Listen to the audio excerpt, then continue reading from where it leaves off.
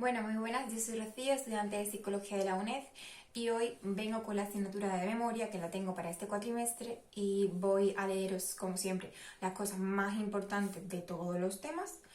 En este caso voy a utilizar los apuntes de Alejandra Mendieta y yo no os voy a leer todo el temario, pero voy a decir las cosas más importantes del tema, ¿vale? Los puntos clave que sí o sí, te tienes que saber, como mínimo, ¿vale? Entonces, empezamos. Tema 1, introducción al estudio de la memoria. ¿Qué es la memoria? Vale, los escritores y filósofos se han preguntado de siempre qué es la memoria, ¿no? Y al final los psicólogos son los que han intentado dar más respuestas, como siempre. Los seres vivos, como sabemos, poseen de un sistema nervioso, en particular nosotros los seres humanos, y son capaces de modificar su conducta como consecuencia del aprendizaje. Bien, principal, la memoria es el proceso psicológico que permite mantener de forma actualizada diferentes elementos de información mientras los integramos entre sí. La memoria es la retención en el tiempo de la información aprendida. Vale, esta retención en el tiempo depende de representaciones mentales internas, así como el reactivar y hacer presente tales representaciones. Pero no todas las representaciones internas que guían la conducta del ser humano son memorias. Estas representaciones deben provenir del aprendizaje. Tenemos que saber que la memoria humana no es un sistema unitario y ni existe un único tipo de memoria. Muy bien. En el ámbito de la psicología cognitiva de la memoria y la neurociencia cognitiva de memoria se indican que existen diferentes sistemas de memoria en el cerebro humano. Y como memoria tenemos que entender que es un proceso psicológico que sirve para codificar la información, almacenar la información codificada en nuestro cerebro y recuperar dicha información cuando el individuo lo necesita. ¿Vale? Y tenemos que saber que la memoria humana constituye un inmenso almacén. En el punto 2 nos hablan de los primeros acercamientos científicos al estudio del aprendizaje y la memoria. Y aquí tenemos que el estudio científico empezó a finales del siglo XIX con el filósofo y psicólogo alemán Hermann Ebbinghaus, ¿vale? Que utiliza el método científico experimental.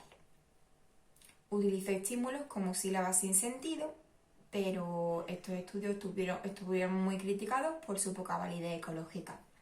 Sir Frederick Bartlett estudió la memoria en ambientes naturales y destaca por su manera poco formal, etc.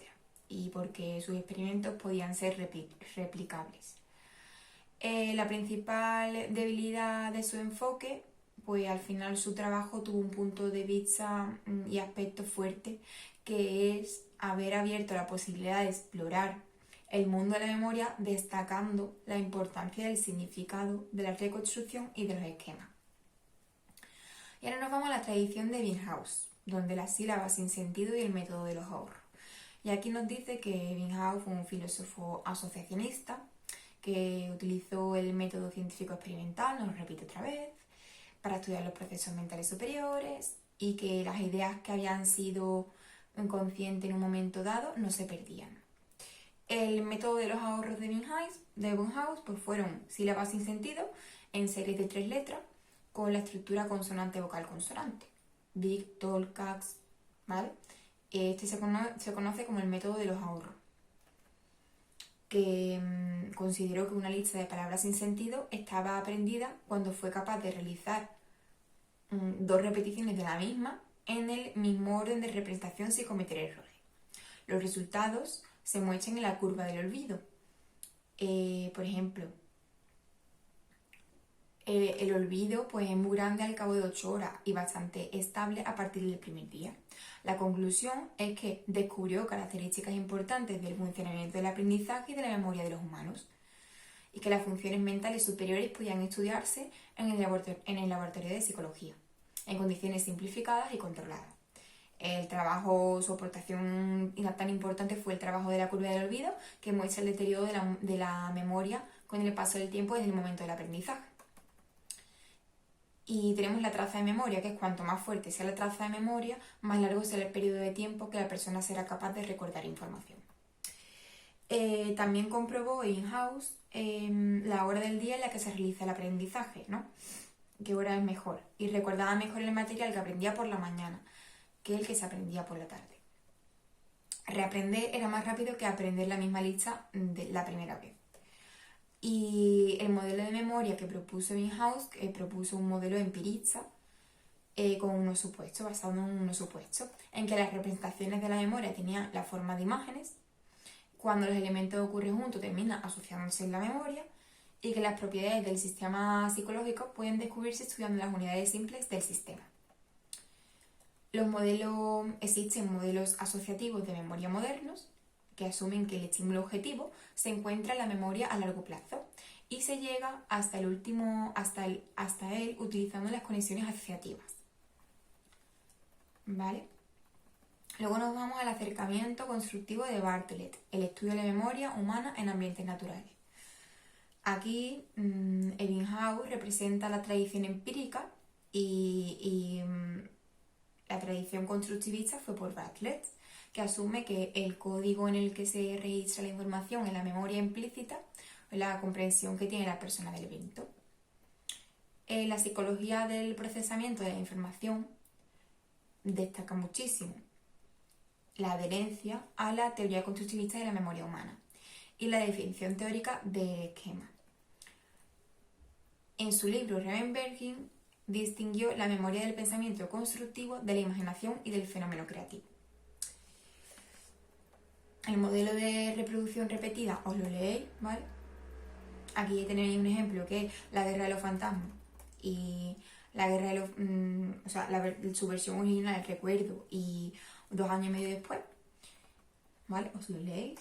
Y luego tenemos las principales categorías y resumen de las conclusiones obtenidas a través del método de la reproducción repetida.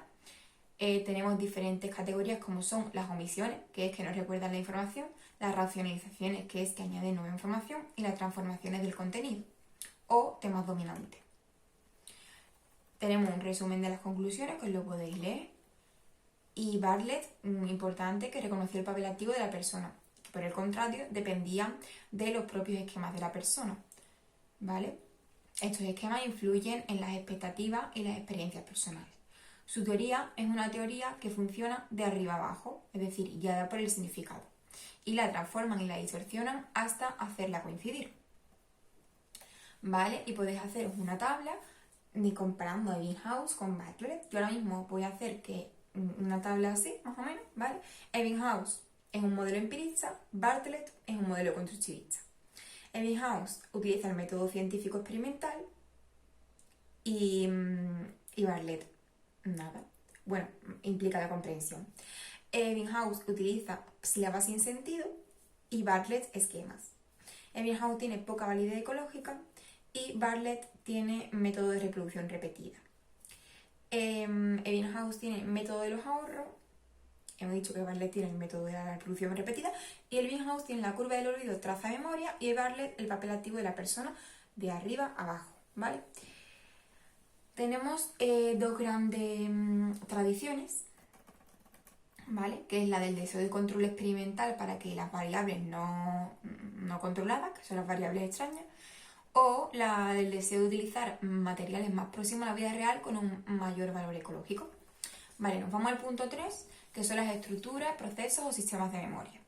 James, ¿vale? Que era un psicólogo funcionalista, escribió el libro de los principios de la psicología y propone un modelo dual de la memoria, distinguiendo entre memoria primaria, que es la de corto plazo y es consciente, de la memoria secundaria, que es la de larga duración y menos accesible, ¿vale? El método que utilizó James fue la introspección, que esto fue con la llegada de la psicología cognitiva y con el paradigma del procesamiento de la información. Al final, entre estas perspectivas científicas se encuentran el neoconductismo, la ingeniería humana y la ciencia de la comunicación y la lingüística. La idea principal era que los psicólogos del procesamiento de la información esté compartida con la mente humana, que funciona como un programa de ordenador en el que cualquier información compleja puede descomponerse y especificarse en el nivel más simple. La información se encuentra almacenada en los estados o representaciones del sistema. El primer modelo estructural se debió a Donald Broadbent, que propuso una de las teorías sobre la atención selectiva, que era el modelo de filtro.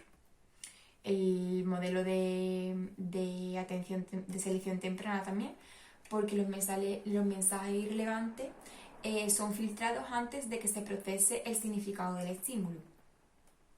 ¿Vale? Este modelo constituye el primer diagrama de flujo de información. Tenéis el filtro atencional, ¿vale? Y luego importante, os lo leí poco más, ¿vale? Donde van las cajas, las flechas, qué significa la caja, qué significa la flecha. Y luego otro de los investigadores fue Craig y Lockhart, que estudiaron los niveles de procesamiento de la información y explican la memoria de estímulos en función de la profundidad del procesamiento. Tenemos el procesamiento superficial y el profundo. El superficial al final es como el más débil y el profundo es el más duradero. Más o menos se entiende por débil menos, superficial menos, ¿no? Profundo más duradero, como el amor.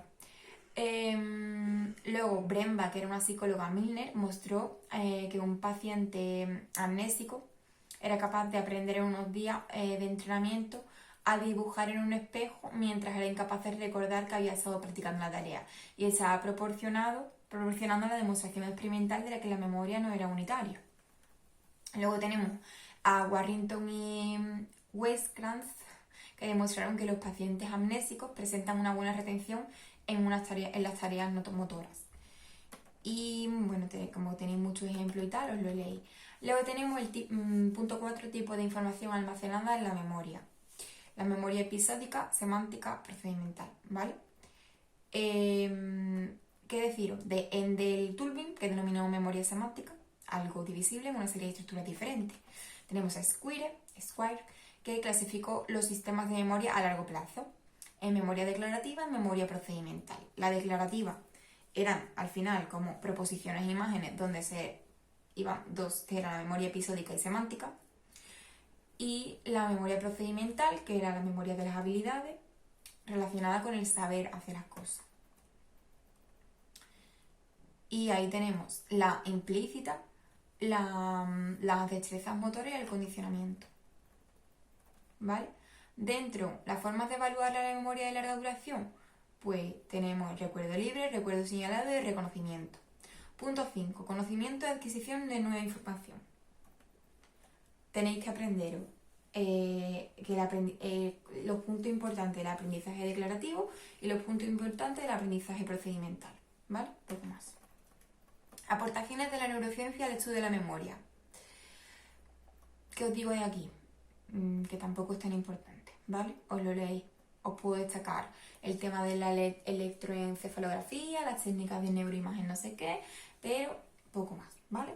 Así que ya hasta aquí estaría el tema 1. Nos vemos en el siguiente tema.